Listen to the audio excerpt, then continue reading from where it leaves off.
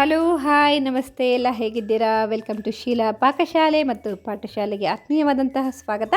ಇವತ್ತಿನ ಒಂದು ತರಗತಿಯಲ್ಲಿ ಮತ್ತೆ ಪರೀಕ್ಷೆಗಳಿಗೆ ಸಂಬಂಧಪಟ್ಟಂತಹ ಹೊಸ ಒಂದು ಸಾಮ್ರಾಜ್ಯದ ಬಗ್ಗೆ ನಿಮಗೆ ತಿಳಿಸ್ಕೊಡ್ತಾ ಹೋಗ್ತೀನಿ.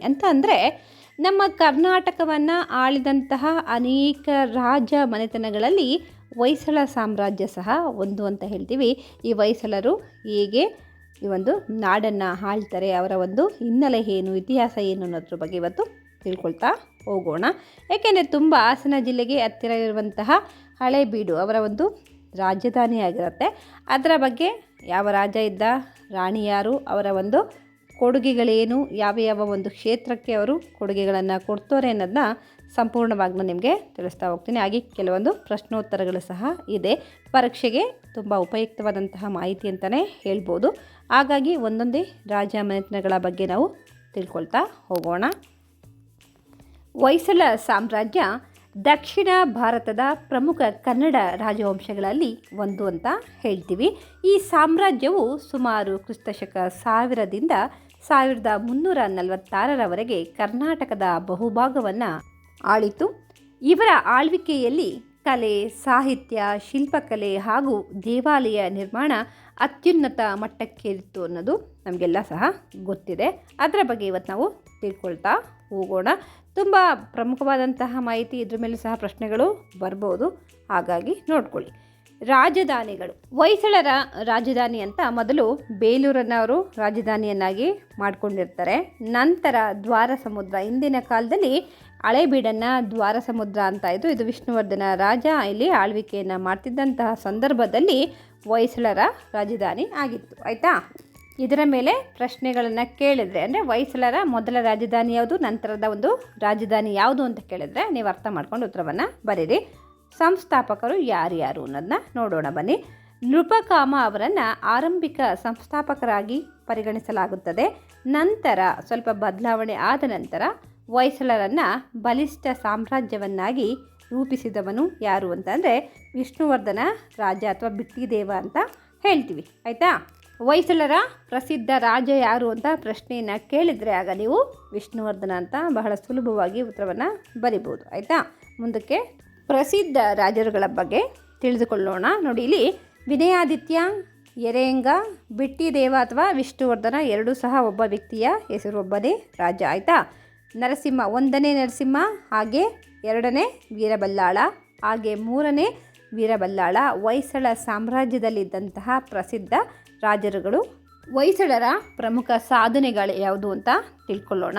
ಅಂದರೆ ಬೇಲೂರು ಮತ್ತು ಹಳೇಬೀಡಿನಲ್ಲಿ ಅದ್ಭುತ ದೇವಾಲಯಗಳ ಒಂದು ನಿರ್ಮಾಣ ಮಾಡ್ತಾರೆ. ಅಷ್ಟೇ ಇಲ್ಲ, ಇನ್ನು ಅನೇಕ ಸ್ಥಳಗಳಲ್ಲಿ ಸುಂದರವಾದಂತಹ ನಕ್ಷತ್ರಾಕಾರದಲ್ಲಿರುವಂತಹ ದೇವಾಲಯಗಳನ್ನು ಸಹ ಇವರ ಕಾಲದಲ್ಲಿ ರಚನೆಯನ್ನು ಮಾಡಲಾಗತ್ತೆ, ನಿರ್ಮಾಣ ಆಗತ್ತೆ. ಬಹಳ ಅದ್ಭುತವಾದಂತಹ ಕೆತ್ತನೆಗಳನ್ನು ನಾವು ಆ ಒಂದು ದೇವಾಲಯದಲ್ಲಿ ನೋಡ್ಬೋದು. ಅಂತಹ ಒಂದು ಶಿಲ್ಪಿಗಳಿದ್ದರು. ರಾಜನ ಒಂದು ಕೊಡುಗೆ ಕಲೆ, ಸಾಹಿತ್ಯ, ಹಾಗೆ ಈ ಶಿಲ್ಪಕಲೆಗಳಿಗೂ ಸಹ ಕೊಟ್ಟಿದ್ದಾರೆ ಅನ್ನೋದನ್ನ ತಿಳ್ಕೊಳ್ಬೋದು. ಕನ್ನಡ ಮತ್ತು ಸಂಸ್ಕೃತ ಸಾಹಿತ್ಯಕ್ಕೆ ಆಶ್ರಯವನ್ನು ನೀಡ್ತಾರೆ. ಸೂಕ್ಷ್ಮ ಶಿಲ್ಪಕಲೆಯ ಅಭಿವೃದ್ಧಿ ಉಂಟಾಗತ್ತೆ. ಕೃಷಿ ಮತ್ತು ವ್ಯಾಪಾರದ ಬೆಳವಣಿಗೆ ಇವರ ಒಂದು ಸಂದರ್ಭದಲ್ಲಿ, ಇವರ ಒಂದು ಆಳ್ವಿಕೆಯ ಸಂದರ್ಭದಲ್ಲಿ ತುಂಬ ಉತ್ತಮವಾಗಿ ನಡೆಯುತ್ತೆ.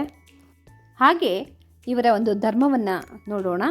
ಆರಂಭದಲ್ಲಿ ಇವರು ಜೈನ ಧರ್ಮಕ್ಕೆ ಬಹಳ ಪ್ರೋತ್ಸಾಹವನ್ನು ನೀಡ್ತಾರೆ. ನಂತರ ಹೋಗ್ತಾನೆ ಕ್ರಮೇಣ ಕಾಲ ಕಳೆದಂತೆ ಬೇರೆ ಧರ್ಮವನ್ನು ಸಹ ಇವರು ಪ್ರೋತ್ಸಾಹವನ್ನು ಮಾಡ್ತಾರೆ. ನಂತರ ವಿಷ್ಣುವರ್ಧನರ ಕಾಲದಲ್ಲಿ ವೈಷ್ಣವ ಧರ್ಮಕ್ಕೆ ಹೆಚ್ಚಿನ ಬೆಂಬಲ ಸಿಗುತ್ತದೆ. ಶೈವ ಹಾಗೂ ಜೈನ ಧರ್ಮಗಳಿಗೂ ಸಮಾನವಾದಂತಹ ಗೌರವ ಇವರು ಕೊಡ್ತಾಯಿದ್ರು. ಎಲ್ಲ ಧರ್ಮಗಳನ್ನು ಸಹ ಬಹಳ ಸಮಾನವಾಗಿ ಕಾಣುವಂತಹ ಮನೋಧರ್ಮ ಹೊಯ್ಸಳರ ಕಾಲದಲ್ಲಿತ್ತು ಅನ್ನೋದನ್ನು ನಾವು ತಿಳ್ಕೊಳ್ಬೋದು. ಅಷ್ಟೇ ಅಲ್ಲದೆ ಪ್ರಸಿದ್ಧ ದೇವಾಲಯಗಳು ಸಹ ನಿರ್ಮಾಣ ಆಗುತ್ತೆ ಅಂತ ನಾನು ನಿಮಗೆ ಹೇಳಿದೆ. ಆ ದೇವಾಲಯಗಳು ಯಾವುದು ಅದ್ರ ಬಗ್ಗೆ ಸ್ವಲ್ಪ ತಿಳ್ಕೊಳ್ಳೋಣ. ಅಂದರೆ ಬೇಲೂರಿನಲ್ಲಿರುವಂತಹ ಚೆನ್ನಕೇಶವ ದೇವಸ್ಥಾನ ಇರ್ಬೋದು, ಹೊಯ್ಸಳೇಶ್ವರ ದೇವಸ್ಥಾನ, ಹಾಗೆ ಕೇಶವ ದೇವಸ್ಥಾನಗಳು ಸಹ ಇಲ್ಲಿ ಇವರ ಒಂದು ಕಾಲದಲ್ಲಿ ಇವೆಲ್ಲವ ಸಹ ನಿರ್ಮಾಣ ಆಗುತ್ತೆ. ಬಹಳ ಪ್ರಸಿದ್ಧತೆಯನ್ನು ಹೊಂದಿರುವಂತಹ ದೇವಾಲಯಗಳು. ಇಂದಿಗೂ ಸಹ ಅಲ್ಲಿ ಪೂಜೆ ಕೈಂಕರ್ಯಗಳು, ಉತ್ಸವಗಳು ಸಹ ನಡೆಯುತ್ತಾ ಹೋಗುತ್ತೆ.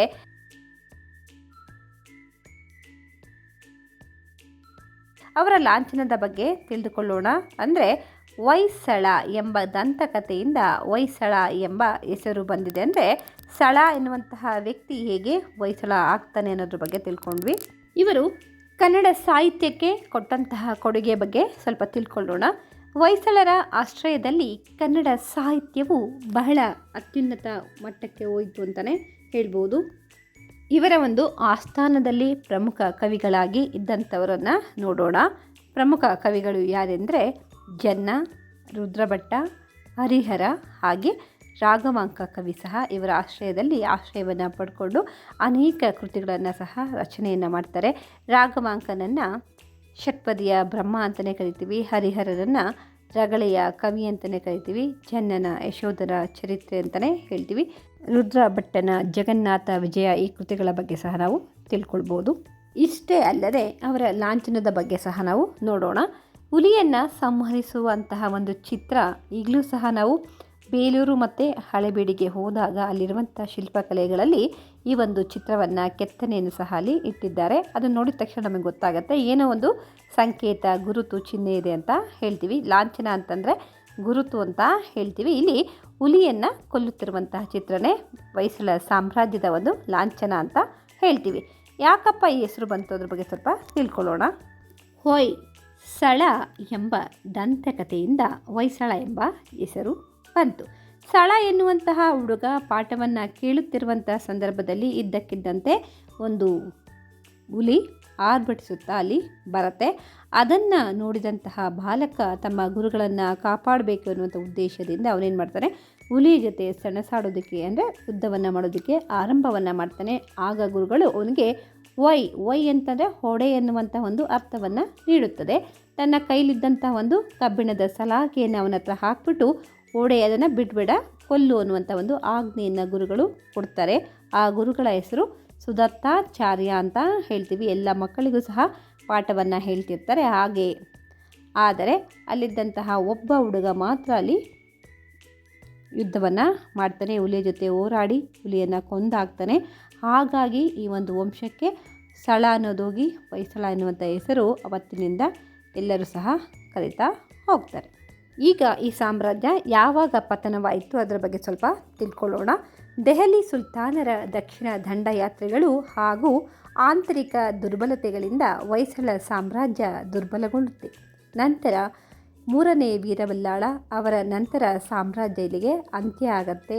ಇಷ್ಟು ಸಮಯ ಹೊಯ್ಸಳ ಸಾಮ್ರಾಜ್ಯದವರು ಆಳ್ವಿಕೆಯನ್ನು ನಡೆಸ್ತಾರೆ. ನಂತರ ಮುಂದೆ ಬರುವಂತಹ ರಾಜರುಗಳು ಇಲ್ಲಿ ಆಳ್ವಿಕೆಯನ್ನು ನಡೆಸ್ಕೊಂಡು ಹೋಗ್ತಾರೆ. ಅಂದರೆ ಯಾರು ಗೆದ್ದಿರ್ತಾರೆ ಅವರ ಒಂದು ವಶ ಆಗಿರುತ್ತೆ. ನಾನು ಈಗ ತಿಳಿಸಿದಂತಹ ಹೊಯ್ಸಳರ ಸಾಮ್ರಾಜ್ಯದ ಬಗ್ಗೆ ಕೆಲವೊಂದು ಪ್ರಶ್ನೋತ್ತರಗಳನ್ನು ಸಹ ರೆಡಿ ಮಾಡಿದ್ದೇನೆ. ಅದನ್ನು ಈಗ ನೋಡ್ತಾ ಹೋಗೋಣ. ಯಾಕೆಂದರೆ ಯಾವೆಲ್ಲ ಪ್ರಶ್ನೆಗಳು ಬರುತ್ತೆ, ಉತ್ತರವನ್ನು ಯಾವ ರೀತಿ ನಾವು ಬರಿಬೇಕಾಗತ್ತೆ ಎಲ್ಲವನ್ನು ತಿಳ್ಕೊಳ್ಳೋಣ. ಪ್ರಶ್ನೆ ಸಂಖ್ಯೆ 1, ಹೊಯ್ಸಳ ಸಾಮ್ರಾಜ್ಯದ ಆರಂಭಿಕ ರಾಜಧಾನಿ ಯಾವುದು ಅನ್ನೋದು ಪ್ರಶ್ನೆ. ಇದಕ್ಕೆ ಉತ್ತರ ಬೇಲೂರು. ಮೊದಲ ಒಂದು ರಾಜಧಾನಿ ಯಾವುದು ಅಂತ ಅಂದರೆ ಬೇಲೂರು ಅಂತ ತಿಳ್ಕೊಳ್ಬೇಕಾಗತ್ತೆ. ಮುಂದಿನ ಪ್ರಶ್ನೆಗೆ ಹೋಗೋಣ. ಪ್ರಶ್ನೆ ಸಂಖ್ಯೆ 2, ಹೊಯ್ಸಳರ ನಂತರದ ರಾಜಧಾನಿ ಯಾವುದು ಅನ್ನೋದು ಪ್ರಶ್ನೆ. ದ್ವಾರಸಮುದ್ರ ಅಂದರೆ ಈಗಿರುವಂತಹ ಹಳೇಬೀಡು ಅಂತ ಹೇಳ್ತೀವಿ. ಆಯಿತಾ, ಮುಂದಿನ ಪ್ರಶ್ನೆಗೆ ಹೋಗೋಣ.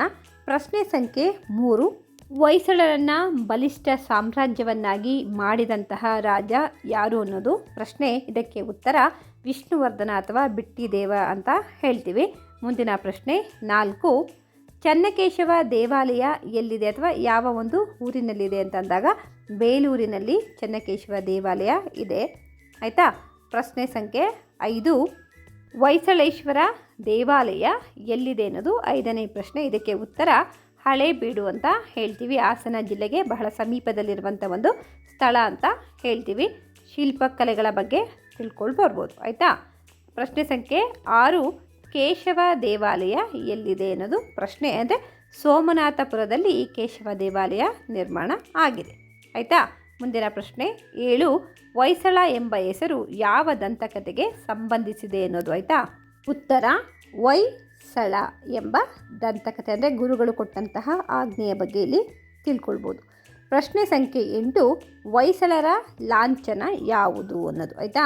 ಸಳನು ಹುಲಿಯನ್ನು ಕೊಲ್ಲುತ್ತಿರುವಂತಹ ಒಂದು ಚಿತ್ರವೇ ಇವರ ರಾಜಲಾಂಛನ ಆಗಿದೆ. ಮುಂದಿನ ಪ್ರಶ್ನೆಗೆ ಹೋಗೋಣ. ಪ್ರಶ್ನೆ ಸಂಖ್ಯೆ 9, ವಿಷ್ಣುವರ್ಧನನ ಮೂಲ ಹೆಸರು ಏನು ಅನ್ನೋದು ಉತ್ತರ.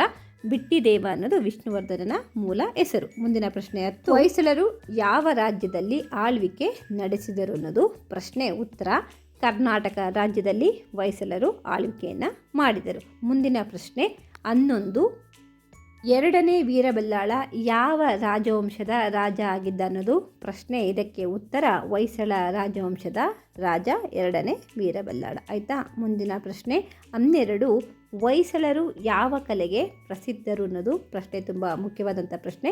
ಶಿಲ್ಪಕಲೆಗೆ ಹೆಸರನ್ನು ಪಡೆದಂಥವರು. ಪ್ರಶ್ನೆ ಸಂಖ್ಯೆ 13, ಹೊಯ್ಸಳರ ಪ್ರಮುಖ ದೇವಾಲಯಗಳು ಯಾವ ಶಿಲ್ಪಕಲೆಗೆ ಪ್ರಸಿದ್ಧ ಅಂತಂದರೆ ಸೂಕ್ಷ್ಮವಾದಂತಹ ಕೆತ್ತನೆ, ಬಹಳ ಅದ್ಭುತವಾದಂತಹ ಕೆತ್ತನೆಯನ್ನು ನಾವು ನೋಡಬೇಕು ಅಂತಂದರೆ ಇವರ ಕಾಲದ ಶಿಲ್ಪಕಲೆಗಳನ್ನು ನೋಡ್ಬೋದು. ಆಯಿತಾ. ತುಂಬ ಅತಿ ಸುಂದರವಾಗಿ ಅಲ್ಲಿ ಇರುವಂತಹ ಒಂದೊಂದು ಕೆತ್ತನೆಗಳನ್ನು ನೋಡ್ತಾರೆ, ಒಂದೊಂದು ಕಥೆಗಳನ್ನು ತಿಳಿಸ್ತಾ ಹೋಗುತ್ತೆ. ಅಷ್ಟು ಸುಂದರವಾದಂಥ ಕೆತ್ತನೆ ಇವರ ಕಾಲದಲ್ಲಿ ನಡೆಯುತ್ತೆ ಅನ್ನೋದನ್ನ ತಿಳ್ಕೊಳ್ಬೋದು. 14ನೇ ಪ್ರಶ್ನೆ, ಹೊಯ್ಸಳ ಕಾಲದ ಪ್ರಸಿದ್ಧ ಕವಿ ಯಾರು ಅಂದರೆ ರಾಘವಾಂಕ. ಇವನನ್ನು ಷಟ್ಪದಿಯ ಬ್ರಹ್ಮ ಅಂತ ಹೇಳ್ತೀವಿ. ಷಟ್ ಅಂದರೆ 6 ಸಾಲಿನ ಪದ್ಯವನ್ನು ಬರೆದಂತಹ ಕವಿ ಅಂತ ಹೇಳ್ತೀವಿ. ಹಾಗಾಗಿ ರಾಘವಾಂಕನನ್ನು ಏನಂತ ಕರಿತೀವಿ ಅಂತ ಹೇಳಿದೆ ಕಮೆಂಟ್ ಬಾಕ್ಸಲ್ಲಿ ತಿಳಿಸಿ. ಓಕೆ. ಮುಂದಿನ ಪ್ರಶ್ನೆಗೆ ಹೋಗೋಣ. ಪ್ರಶ್ನೆ ಸಂಖ್ಯೆ 15, ಜನ್ನ ಯಾವ ಭಾಷೆಯ ಕವಿ ಅನ್ನೋದು ಇಲ್ಲಿ ಪ್ರಶ್ನೆ. ಜನ್ನ ಕವಿ ಕನ್ನಡ ಭಾಷೆಯ ಪ್ರಮುಖ ಕವಿ ಅಂತಲೇ ಹೇಳ್ತೀವಿ. ಇವನ ಒಂದು ಕೃತಿ ಯಶೋಧರ ಚರಿತೆ ಅಂತ ಸಹ ಹೇಳ್ತೀವಿ.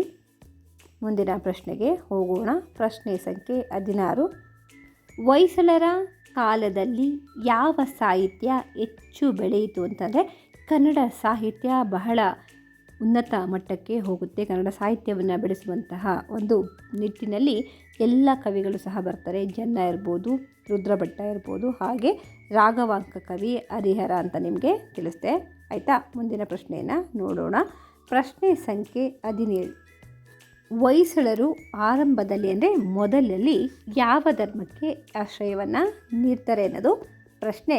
ಆರಂಭದಲ್ಲಿ ಹೊಯ್ಸಳರು ಜೈನ ಧರ್ಮಕ್ಕೆ ಹೆಚ್ಚಿನ ಒಂದು ಪ್ರಾಶಸ್ತ್ಯವನ್ನು ನೀಡ್ತಾರೆ, ಆಶ್ರಯವನ್ನು ಕೊಡ್ತಾರೆ. ನಂತರ ಹೋಗ್ತಾ ಹೋಗ್ತಾ ಬೇರೆ ಧರ್ಮಗಳನ್ನು ಸಹ ಸಮಾನವಾಗಿ ಕಾಣುವಂತಹ ಮನೋಧರ್ಮವನ್ನು, ಭಾವನೆಯನ್ನು ಸಹ ಇವರು ಬೆಳೆಸ್ಕೊಳ್ತಾ ಹೋಗ್ತಾರೆ. ಮುಂದಿನ ಪ್ರಶ್ನೆ 18, ವಿಷ್ಣುವರ್ಧನ ನಂತರ ಯಾವ ಧರ್ಮಕ್ಕೆ ಹೆಚ್ಚು ಬೆಂಬಲವನ್ನು ನೀಡಿದರು ಅನ್ನೋದು ಪ್ರಶ್ನೆ. ವೈಷ್ಣವ ಧರ್ಮ ಅಂದರೆ ಕೇಶವನನ್ನು ಪೂಜಿಸುವಂತಹ ಒಂದು ಧರ್ಮ ಅಂತ ಹೇಳ್ತೀವಿ. ವಿಷ್ಣು ಅಂತಲೇ ಹೇಳ್ತೀವಿ. ವಿಷ್ಣುವಿನ ಆರಾಧಕರು ಅಂತ ಅಂದಾಗ ವೈಷ್ಣವ ಧರ್ಮ ಬಹಳ ನೆನಪಾಗುವಂಥದ್ದು. ಮುಂದಿನ ಪ್ರಶ್ನೆ 19, ಹೊಯ್ಸಳ ಸಾಮ್ರಾಜ್ಯ ಸುಮಾರು ಯಾವ ವರ್ಷದಿಂದ ಆರಂಭವಾಯಿತು ಅನ್ನೋದು 19ನೆಯ ಪ್ರಶ್ನೆ. ಇದಕ್ಕೆ ಉತ್ತರ ಕ್ರಿಸ್ತ ಶಕ ಸುಮಾರು 1000 ಅಂತ ಹೇಳ್ತಾ ಹೋಗ್ತೀವಿ. ಆಗ ಈ ಒಂದು ಸಾಮ್ರಾಜ್ಯ ಆರಂಭ ಆಗುತ್ತೆ. ಮುಂದಿನ ಪ್ರಶ್ನೆಯನ್ನು ನೋಡೋಣ. ಪ್ರಶ್ನೆ ಸಂಖ್ಯೆ 20, ಹೊಯ್ಸಳ ಸಾಮ್ರಾಜ್ಯ ಯಾವ ಶತಮಾನದಲ್ಲಿ ಪತನವಾಯಿತು? ಪತನ ಅಂತಂದರೆ ನಾಶ ಅಂತ ಹೇಳ್ತೀವಿ. ಯಾವಾಗ ಅದು ಕುಂಠಿತ ಆಗುತ್ತೆ ಅನ್ನೋದು ಪ್ರಶ್ನೆ. ಪ್ರಶ್ನೆಗೆ ಉತ್ತರವನ್ನು ನೋಡೋಣ. 14ನೇ ಶತಮಾನ ಯಾವಾಗ ಇತ್ತು ಆ ಸಂದರ್ಭದಲ್ಲಿ ಇವರ ಒಂದು ಸಾಮ್ರಾಜ್ಯ ಪತನ ಆಗುತ್ತೆ. ಪ್ರಶ್ನೆ ಸಂಖ್ಯೆ 21, ಹೊಯ್ಸಳರ ಪ್ರಸಿದ್ಧ ರಾಜ ಯಾರು ಅನ್ನೋದು ಪ್ರಶ್ನೆ. 2ನೇ ವೀರಬಲ್ಲಾಳ ಏನಿದ್ದಾನೆ ಅವನು ಹೊಯ್ಸಳರ ಪ್ರಸಿದ್ಧ ರಾಜ ಅಂತ ಇಲ್ಲಿ ತಿಳ್ಕೊಳ್ಬೋದು. ಮುಂದಿನ ಪ್ರಶ್ನೆಯನ್ನು ನೋಡೋಣ. ಪ್ರಶ್ನೆ ಸಂಖ್ಯೆ 22, ಹಳೇಬೀಡಿನ ಹಳೆಯ ಹೆಸರು ಏನು? ಹಿಂದೆ ಯಾವ ಹೆಸರಿನಿಂದ ಹಳೇಬೀಡನ್ನು ಕರೀತಾ ಇದ್ರು ಅನ್ನೋದು ಪ್ರಶ್ನೆ. ನಿಮಗೆ ವಿವರಣೆಯನ್ನು ಹೇಳುವಂಥ ಸಂದರ್ಭದಲ್ಲಿ ಉತ್ತರವನ್ನು ಹೇಳಿದ್ದೆ. ಹಾಗಾಗಿ ಥಿಂಕ್ ಮಾಡಿ ಇಲ್ಲಿ ಉತ್ತರವನ್ನು ನೋಡಿ ನೀವು ಕಮೆಂಟ್ ಬಾಕ್ಸಲ್ಲಿ ನೀವೇ ಟೈಪ್ ಮಾಡಿ. ಮುಂದಿನ ಪ್ರಶ್ನೆಗೆ ಹೋಗೋಣ. ಪ್ರಶ್ನೆ ಸಂಖ್ಯೆ 23, ಹೊಯ್ಸಳರ ಕೊನೆಯ ಪ್ರಮುಖ ರಾಜ ಯಾರು ಅನ್ನೋದು ಪ್ರಶ್ನೆ. ಪ್ರಶ್ನೆಯನ್ನು ನೀಟಾಗಿ ಅರ್ಥ ಮಾಡ್ಕೊಳ್ಳಿ, ಯಾಕೆಂದರೆ ಅರ್ಜೆಂಟಲ್ಲಿ ಅವಸರದಲ್ಲಿ ಯಾವುದೇ ಉತ್ತರವನ್ನು ಬರೆಯೋಕ್ಕೆ ಹೋಗಬೇಡಿ. ಪ್ರಶ್ನೆಯನ್ನು ಅರ್ಥ ಮಾಡಿಕೊಂಡು ನಂತರ ಉತ್ತರವನ್ನು ನೀವು ಬರೀಬೇಕಾಗತ್ತೆ. ಇಲ್ಲಿ ಉತ್ತರವನ್ನು ನೋಡೋಣ. ವೀರಬಲ್ಲಾಳ 3 ಅಂತ ಹೇಳ್ತೀವಿ. ಮುಂದಿನ ಪ್ರಶ್ನೆ ಹಾಗೆ ಕೊನೆಯ ಪ್ರಶ್ನೆ ಅಂತಲೇ ಹೇಳ್ಬೋದು. ಹೊಯ್ಸಳರ ದೇವಾಲಯಗಳು ಯಾವ ಕಲ್ಲಿನಿಂದ ನಿರ್ಮಿಸಲ್ಪಟ್ಟಿವೆ? ಸ್ಟೋನ್, ಯಾವ ಒಂದು ಸ್ಟೋನನ್ನು ಇವರು ಬಳಕೆಯನ್ನು ಮಾಡಿ ದೇವಸ್ಥಾನದಲ್ಲಿರುವಂತಹ ಶಿಲ್ಪಕಲೆಗಳನ್ನು ನಿರ್ಮಾಣ ಮಾಡಿದ್ರು. ಶಿಲ್ಪ ಅಂದರೆ ಕಲ್ಲು ಅಂತ ಹೇಳ್ತೀವಿ. ಉತ್ತರವನ್ನು ನೋಡಿ, ಸೋಪ್ ಸ್ಟೋನ್ ಅಂತ ಇದೆ. ಅಂದರೆ ಮೃದುವಾದಂತಹ ಒಂದು ಕಲ್ಲನ್ನು ಬಳಸಿ ಇವರು ದೇವಸ್ಥಾನಗಳನ್ನು ನಿರ್ಮಾಣವನ್ನು ಮಾಡ್ತಾರೆ. ಇನ್ನೊಂದು ಪ್ರಶ್ನೆಯನ್ನು ನಾನು ನಿಮಗೆ ತಿಳಿಸ್ತಾ ಹೋಗ್ತೀನಿ, ನೀವೇ ಅದಕ್ಕೆ ಕಮೆಂಟ್ ಬಾಕ್ಸಲ್ಲಿ ಉತ್ತರವನ್ನು ಕೊಡುವಂತಹ ಪ್ರಯತ್ನವನ್ನು ಮಾಡಿ. ಬೇಲೂರಿನಲ್ಲಿರುವಂತಹ ಚೆನ್ನಕೇಶವ ದೇವಾಲಯ ಯಾವ ಆಕೃತಿಯಲ್ಲಿ ನಿರ್ಮಾಣ ಆಗಿದೆ ಅನ್ನೋದು ಪ್ರಶ್ನೆ. ದೇವಸ್ಥಾನವನ್ನು ವೀಕ್ಷಣೆಯನ್ನು ಮಾಡಿದಂಥವ್ರಿಗೆ ಖಂಡಿತ ಉತ್ತರವನ್ನು ಗೊತ್ತಿರುತ್ತೆ. ಯಾವ ಆಕಾರ, ಯಾವ ಒಂದು ಶೇಪಲ್ಲಿ ದೇವಸ್ಥಾನ ಇದೆ ಅನ್ನೋದು ಕಮೆಂಟ್ ಬಾಕ್ಸಲ್ಲಿ ಉತ್ತರ ನಿಮಗೆ ಗೊತ್ತಿದೆ ತಿಳಿಸಿ.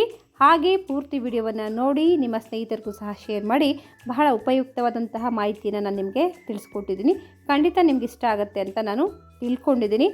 ಆದಷ್ಟು ಪೂರ್ತಿ ವಿಡಿಯೋವನ್ನು ನೋಡಿ, ಶೇರ್ ಮಾಡಿ, ಲೈಕ್ ಮಾಡಿ, ಕಮೆಂಟನ್ನು ಮಾಡಿ. ಹಾಗೆ ನಮ್ಮ ಚಾನಲ್ಗೆ ಇನ್ನೂ ಯಾರು ಸಬ್ಸ್ಕ್ರೈಬ್ ಆಗಿಲ್ಲ ಸಬ್ಸ್ಕ್ರೈಬ್ ಆಗಿ. ಹಾಗೆ ಹೊಸ ಒಂದು ವಿಡಿಯೋ ನೋಟಿಫಿಕೇಷನ್ಗೋಸ್ಕರ ಬೆಲ್ಲೈಕನ್ನು ಪ್ರೆಸ್ ಮಾಡಿ. ನಿಮ್ಮ ಸ್ನೇಹಿತರಿಗೂ ಕಳಿಸಿ, ಅವ್ರಿಗೂ ಸಹ ಸಹಾಯಕ್ಕೆ ಬರುತ್ತೆ. ಯಾರ್ಯಾರು ಪರೀಕ್ಷೆಗಳಿಗೆ ಪ್ರಿಪೇರ್ ಆಗ್ತಾ ಇದ್ದೀರಾ, ಖಂಡಿತ ನಿಮಗೆ ಈ ಮಾಹಿತಿ ಇಷ್ಟ ಆಗುತ್ತೆ. ಕತೆ ಗೊತ್ತಿದ್ದರೆ ಸಹ ಸುಲಭವಾಗಿ ನಾವು ಪ್ರಶ್ನೆಗಳಿಗೆ ಉತ್ತರವನ್ನು ಕೊಡ್ಬೋದು. ನಾಳೆ ಮತ್ತಷ್ಟು ಉಪಯುಕ್ತವಾದಂತಹ ಮಾಹಿತಿಯ ಬಗ್ಗೆ ನಾನು ವಿಡಿಯೋವನ್ನು ಮಾಡ್ಕೊಂಡು ಬರ್ತೀನಿ. ಅಲ್ಲಿವರೆಗೂ take care, bye. Thank you for watching.